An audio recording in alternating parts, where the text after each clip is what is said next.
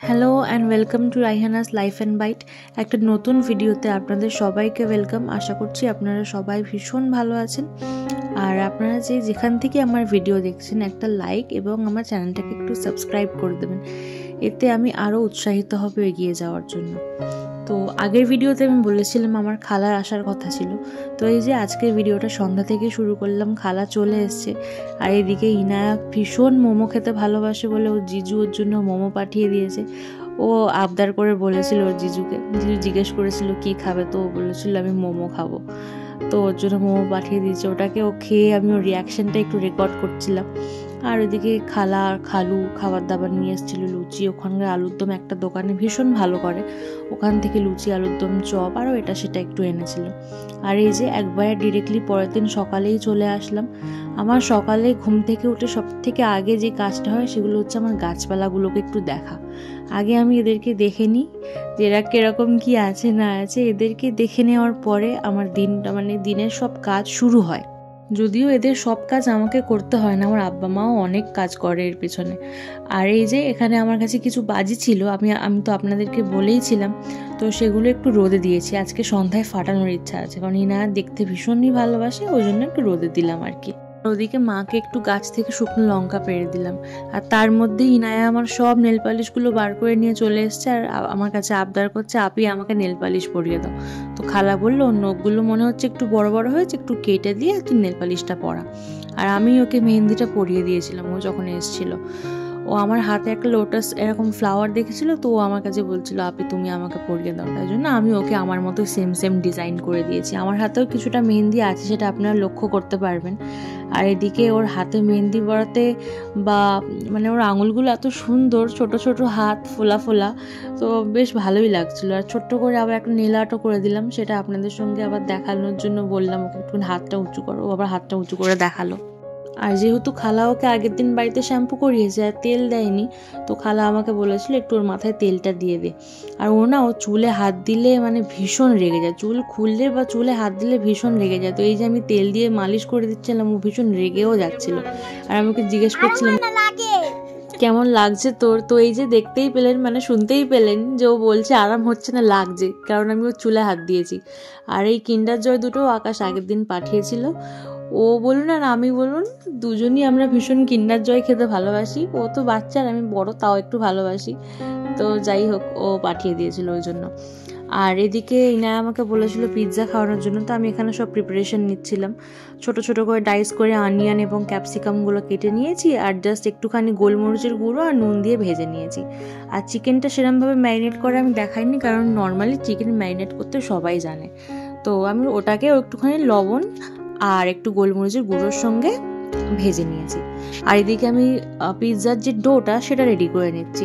তো ফার্স্টেই আমি ওর মধ্যে ময়দা দিলাম, 2 চামচ ইস্ট দিয়েছি, একটুখানি নুন দিয়েছি আর একটুখানি চিনি দিয়েছি, তার সঙ্গে একটুখানি তেল দিলাম, দিয়ে ভালোভাবে ডোটাকে আগে মেখে নেব। এর মধ্যে ইস্ট দিলে পিৎজার ডোটা ভীষণ সফট এবং একদম ফ্লাফি একটা ডো হয়, যেরকম আমরা বাইরের দোকানে সাধারণত খেয়ে থাকি সেরকমই ডো তৈরি হয়। তো নর্মাল পানি দিয়ে আমি এটাকে ভালোভাবে মেখে নিচ্ছিলাম। আর পিৎজার ডোটা মাখতেও বেশিক্ষণ সময় লাগে না, তো রেডি হয়ে যায় খুব তাড়াতাড়ি, একদম 10 মিনিটের মধ্যে। আর তারপরে আমার টিউশন পড়ানোর ছিল, তো আমি পড়াতে গেছিলাম। আর এদিকে ওকে একটু রেকর্ড করছিলাম। ও আবার আমি ভিডিও করছি দেখে একটু তাড়াতাড়ি করে ঠিক করে বসে পড়লো, ওই জন্যই আর কি হাসাহাসি করছিল। আর আবার সন্ধ্যায় ফিরে এসে এই যে পিৎজার জন্য প্রস্তুতি নিচ্ছি। তো ফার্স্টে আমি একটা স্টিলের প্লেট নিচ্ছি, সেই প্লেটটার মধ্যে ভালোভাবে তেল মাখিয়ে নিচ্ছি। আজকে আমি দেখাবো ওভেন ছাড়াই কি করে একদম বাড়িতে কড়াইয়ের মধ্যে বেক করতে পারবেন, আর সেটা ভীষণই ভালোভাবে বেক হবে, এরকম না যে কাঁচা থাকবে বা কিছু, সেরকমভাবে বেক হবে না। তো আজকে আমি সেরকমভাবেই দেখাবো। তো একটা বড়োভাবে লেচি কেটে নিলাম, আর সেটা নিয়ে ওর উপরে সামান্য একটু তেল দিয়ে আর হাত দিয়ে এরকমভাবে বাড়িয়ে নিতে হবে। এটা অবশ্যই হাত দিয়ে বাড়াবেন, বেলে নিয়ে বাড়ানোর কোনো দরকার নেই। ডোটা এতটাই সফট ছিল যে খুব ইজিলি এটা বেড়ে গেছিলো। তো আমি পুরো থালাটাতে স্প্রেড করে নিলাম। আর তারপরে আমার হাতের কাছে ফর্ক ছিল না বলে আমি একটা ছুরির হেল্প নিয়ে এটাকে একটুখানি কাট লাগিয়ে দিলাম, যাতে না ডোটা ফুলে যায়। তারপরে এর উপরে আমি একটুখানি টমেটো কেচাপ লাগিয়ে দিয়েছি। আমার পিৎজা পাস্তা সসটা শেষ হয়ে গেছিলো, তার জন্য আমি নর্মাল কেচাপ ইউজ করেছি।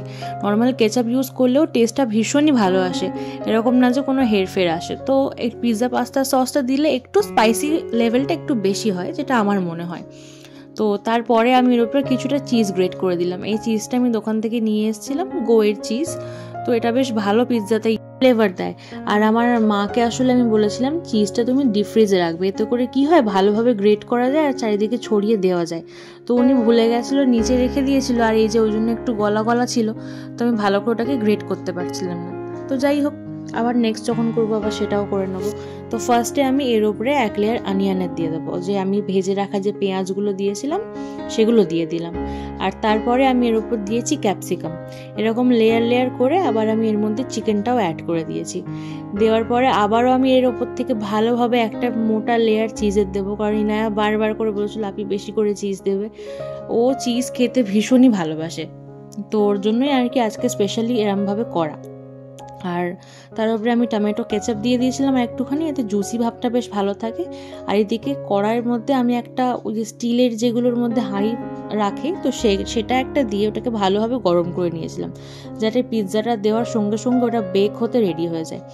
আর প্রায় আমার 1/2 ঘন্টা লেগেছিল। আমি তার মিডলে একবার চেক করেছিলাম, স্কিউয়ার দিয়ে চেক করেছিলাম ভিতরে পিন করে যে পিৎজাটা হয়েছে কিনা। এদিকে আরও একটা রেডি করে ফেলেছি আমি, কারণ একটা পিৎজাতে আমাদের হবে না, আমরা অনেকেই আছি আর আমরা সবাই বেশ পিৎজা খেতে ভালোবাসি। আমি তো ভীষণই ভালোবাসি পিৎজা খেতে, যখন তখন পিৎজা খেয়ে নিই আমি।